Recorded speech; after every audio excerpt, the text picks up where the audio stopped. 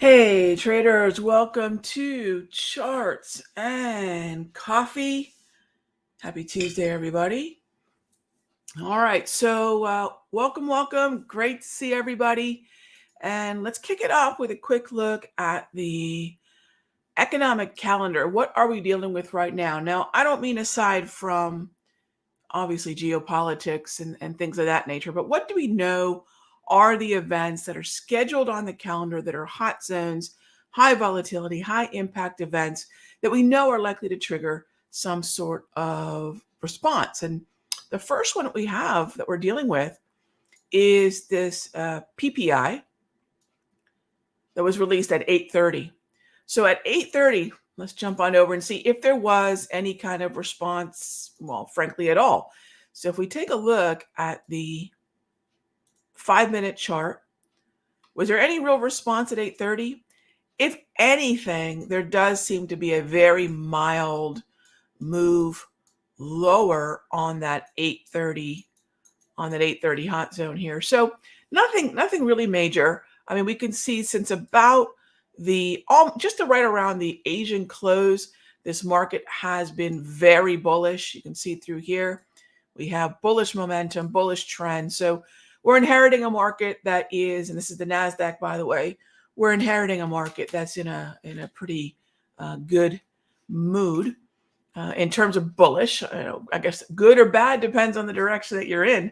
I'm short NASDAQ, have been since last Wednesday, short Russell, and I'm going to continue to focus on those two shorts. So a little bit of bullishness is not enough, a session or two, depending on where it goes, is not enough to derail that overall structure. So don't get caught up in a candle, right, when you've got the clarity of the structure. Okay. All right. So that's where we sit at the moment. Of course, as always, this show is about your questions. So let's jump on in to those questions. And first one, hey there, Michael. Good morning. I am finally, oh, very cool. So you're part of the Sector Secrets think tank. I love it. I'm so excited. Hey, when you head on over into the room today, Michael, I'm not going to be on the mic. However, Lorna and I are logged into the room all week long and between 9:30 and 4, and we're pretty darn accessible during those hours. You can already see that the weekly watch list link is there. So you can check that out, that weekly watch list link. And you'll also see the most recent trades that we have on, as well as scroll up a little bit, Michael, because just towards the end of last week, I sent out two really important videos. One is specific to position sizing. So you'll see it says watch this later. Watch that now when you log into the room, and you'll get my notes from this morning as well. So welcome. Very cool. Jim, I watched the Dow 123 video. Oh, they're awesome. Excellent. So yeah, that's a great reminder, everybody. There are a number of free resources, including free indicators over at countdowntrader.com. The Dow 123, just a good old, in fact, we had a 123 in a number of neutral markets as of late. Learn the pattern. It's 100-year-old plus pattern. So very cool. There's reversal and continuation variety. So awesome. And there's amazing resources here at Countdown Trader. Again, a number of free tools. And most recently, I love this update. Trish put these updates out there just the last few days. What's really happening with the Federal Reserve? How do we measure that in a way that is much more objective and not getting caught up in the noise and whatever we're hearing on television? How do we use, let me show you here, how do we use some basic tools to understand what's going on? And that is to use the target rate probabilities tool, which I walk you through in this update. So that's definitely something maybe after the close to check out. And then if you haven't checked it out yet, check out the weekly watch list workflowy that is part of this week's watch list, which is my turn to do the watch list. So got a lot of feedback on that watch list. If you have any questions or feedback, feel free to send it my way. So awesome. All right, awesome. All right, Justin, can I explain how I use the hourly price movement range for support and resistance? I generally trade the ES and NQ. Sure. What do you say? How do we use it? It is support and resistance. So Justin, depending on what your strategy is, the HPMRs in and of themselves are not necessarily a strategy. What they are is an automated way to find, as you mentioned there, support and resistance. So if you're looking for resistance and you need a level from which you're either looking for a breakout or you're looking for exhaustion, you can try the volatility and time-based tools that I created some, 7, 8 years ago at this point. So hourly price movement ranges, for those of you that don't know what HPMR stands for, us traders do love our acronyms and nicknames, don't we? So depending on what you're trading, the calculation, the actual algorithm, that sounds so fancy, is the same. It's the data for each stock, ETF, futures contract that changes. I will show you. Take a look. As you go into 930, do you see how we were narrow, boom, widened up? Because the volatility expands as you get into the 9:30 to 4 p.m. part of the day. So it's just support and resistance. So whatever, Justin, you would do at a horizontal support and resistance level, HPMRs are just an alternative way of finding levels like that on a chart for intraday traders. Okay, so thanks for the question, Justin. All right, next up is WBA. All right, oversold and ready for a buy. Negative, Ghost Rider. Not yet, Jimmy. Not yet. So where would it be oversold? Well, let me show you here. Let's start with price. Always price first, secret squiggle second. Secret squiggle is just what I call indicators. All right. We tend to fall in love with our indicators. And that's my way of making fun of myself oftentimes. So there's a really nice zone. Thank you, Darvis 2.0. Okay, thank you, Darvis 2.0. You could download this automated support and resistance, by the way, right from Countdown Trader. We have this 2.0 version available for free. And then if you're in one of the rooms, futures room, options room, sector secrets mastery, I have the layout for you all with the Darvis already on there, grab, wave, propulsion, my setup on the slow stochastic. It's all the trade flags, which, by the way, you cannot get these from Countdown Trader. These are going to be within the rooms only. However, most of the tools on this platform you can download from Countdown Trader. Everything else, almost everything else, you can get from the room drives. And the day trading room too. Okay, so in the day trading room too, you can get this layout.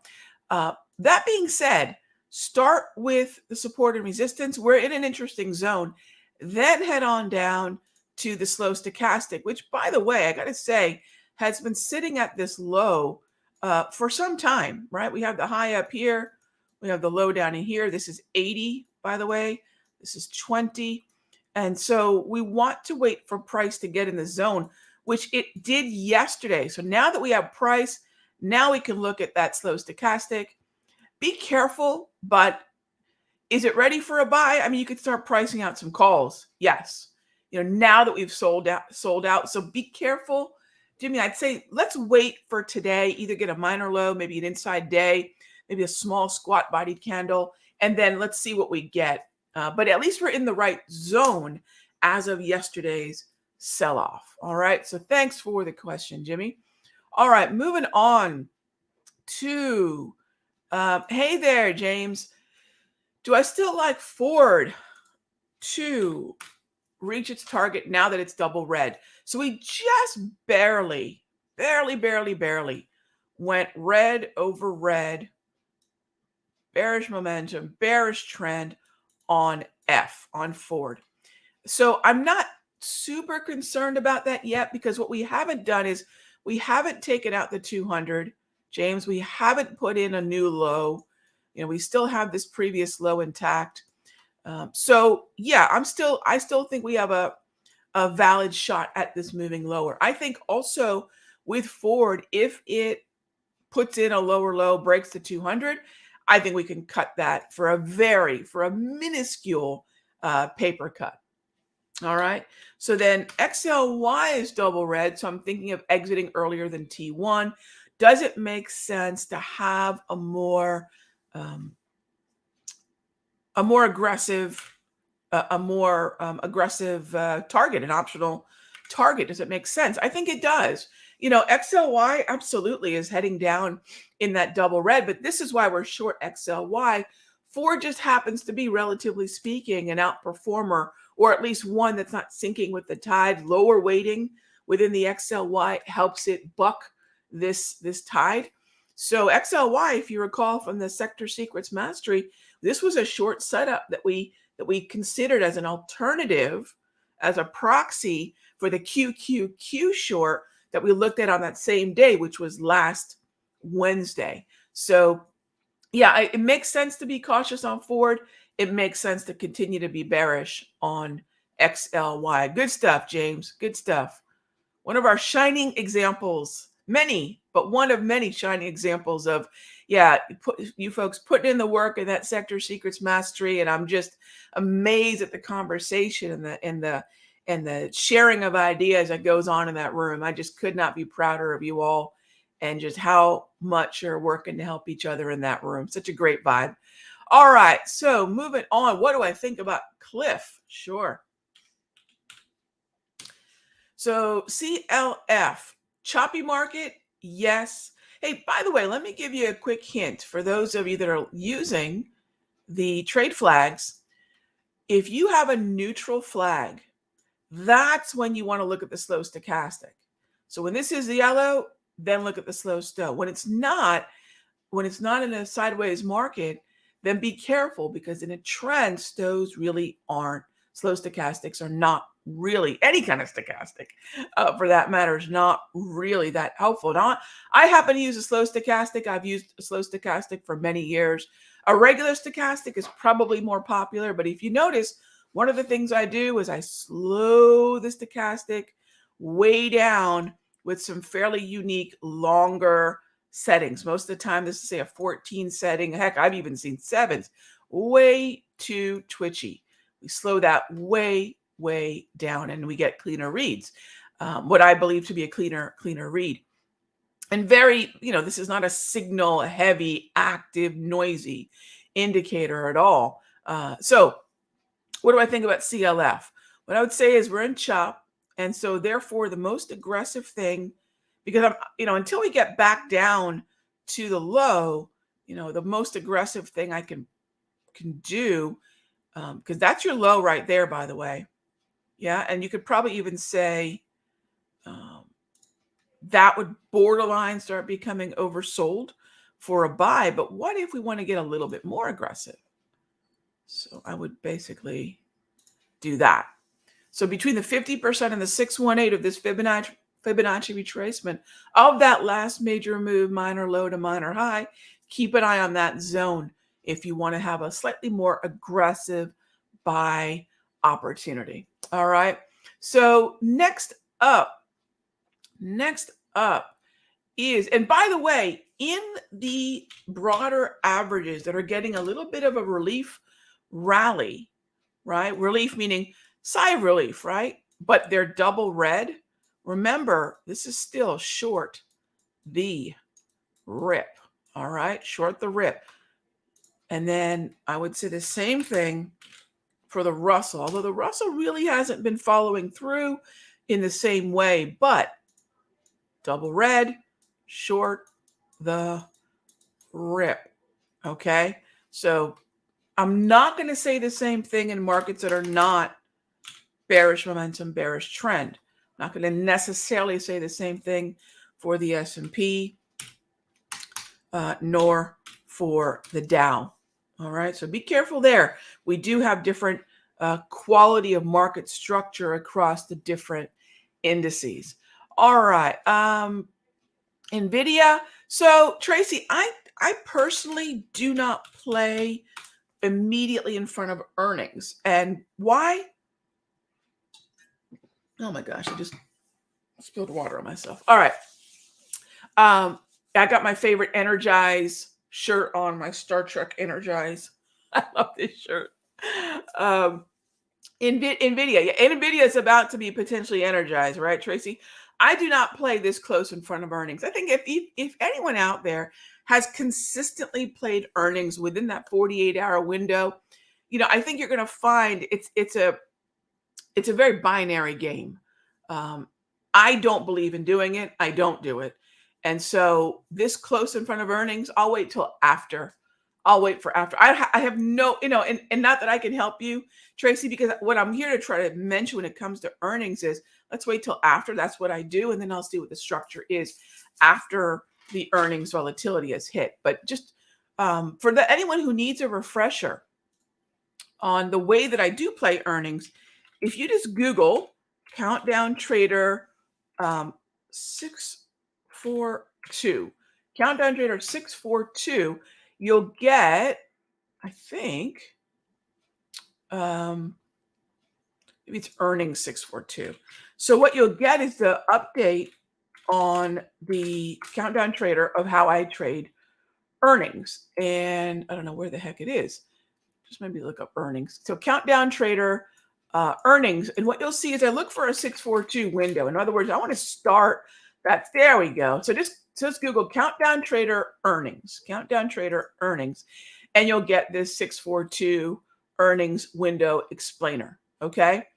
And you'll see that the way in which I look at earnings is a little bit different than some traders do. And that's okay. It's just, I don't want to play immediately in front of it. By the way, one of the many reasons, is because as you get inside the 2-week window to earnings, the favor, the edge goes to those traders that are writing premium, not necessarily buying as I do. I'm a long call, long put trader in a cash account. That's what we do in the Sector Secrets Mastery. That's what I do when I'm day trading options in any room that I'm in. Cash account, long call, long put. That's what works best personally for me and my style. At what point would I consider closing my RTY? Well, I haven't even fully built it. I'd say if we started getting traction above 2105, Tom, that would definitely get my attention, and I'd have to start thinking about possibly this market then transitioning to chop. Not that it's going to turn into an uptrend, because a broken downtrend, which is what we're in right now, a broken downtrend is not then an uptrend. A broken downtrend is actually chop. So then I would end up dealing with that right there and that right there as oversold resistance. That's essentially what would happen. So I'd end up with a oversold resistance zone. I'm sorry, overbought resistance zone. So that's where the stochastic, or that's where ready, aim, fire, or simply the resistance of those levels would come into play for a overbought short, as opposed to a trend following sell the rip short. But notice, even if we change the structure, even if this were to go neutral, I'm still going to be looking at the short side, right? I'm still going to be looking at the short side of this market.